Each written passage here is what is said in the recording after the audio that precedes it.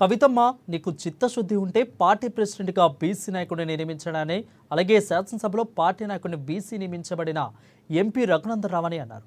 సిద్దిపేట జిల్లా గజ్వేల్ పట్టణంలో పర్యటించిన రఘునందన్ మీడియాతో మాట్లాడుతూ కవితపై ఆగ్రహం వ్యక్తం చేశారు. బీసీలకు అన్యాయం జరిగిందని కవితమ్మ మాట్లాడితే దెయ్యాలు వేదాలు వల్లించినట్లు ఉందని, మీ కేబినెట్లో 4 మంత్రి పదవులు బీసీలకు ఇవ్వరని, బీసీ సామాజిక వర్గానికి చెందిన ఈటెల రాజేందర్ను మధ్యలోనే మంత్రి పదవి నుంచి తీసేసిన పార్టీ టీఆర్ఎస్ పార్టీ అని విమర్శించారు.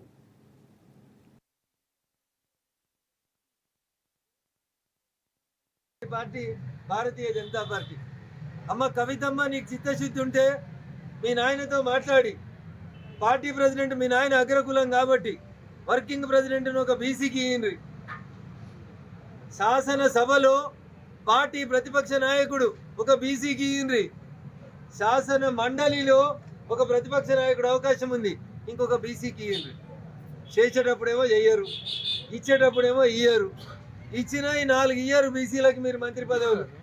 నడిమిట్లనే ఈటల రాజేందర్ అనేటువంటి ఒక బీసీ తెలంగాణలో పెద్ద సామాజిక వర్గం అని చెప్పిన సామాజిక వర్గానికి మంత్రి పదవి ఇగేసింది టీఆర్ఎస్ పార్టీ. ఇవాళ కవితమ్మ వచ్చి బీసీలకు అన్యాయం చేస్తున్నారని మాట్లాడితే దయ్యాలు వేదాలు వాళ్ళు ఇచ్చినట్లున్నాయి. కవిత గారు, ఇంకొకటి కాదు, నీకు పదవి కావాలి, మీ బావకు పదవి కావాలి, మీ అన్నకు పదవి కావాలి, మీ నాయనకు పదవి కావాలి. మరి ఇక బీసీలకు పదవి ఎప్పుడు ఇస్తారు కవితమ్మ అనేది ఒక్కసారి ఇలా ఫామ్ హౌస్ చర్చలో నువ్వు మాట్లాడు, మీ నాయనతోటి చెప్పు. అర్జెంటుగా వర్కింగ్ ప్రెసిడెంట్ పదవిని ఒక బీసీకి ఇవ్వమని చెప్పు. శాసనసభలో బీసీకి ఇవ్వకపోతే మహిళకి ఇయ్యండి.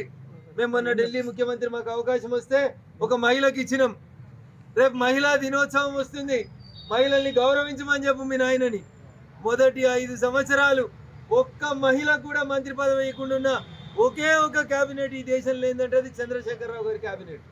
అందుకని బీజేపీని విమర్శించే కంటే ముందు మీ ఈపు మీ కనబడతలే చెల్లె, జర ఎవరైనా వెనకాల ఉండాలని చేసి చెప్పుమని మీ తప్పులు మీరు సరిదిద్దుకోండి, మా వైపు వేలెత్తి చూపే బదులు మిమ్మల్ని మీరు సంస్కరించుకోండి అని చెప్పి ఈ సందర్భంగా సోదరి కవితకి టీఆర్ఎస్ పెద్దలకి తెలియజేస్తారు.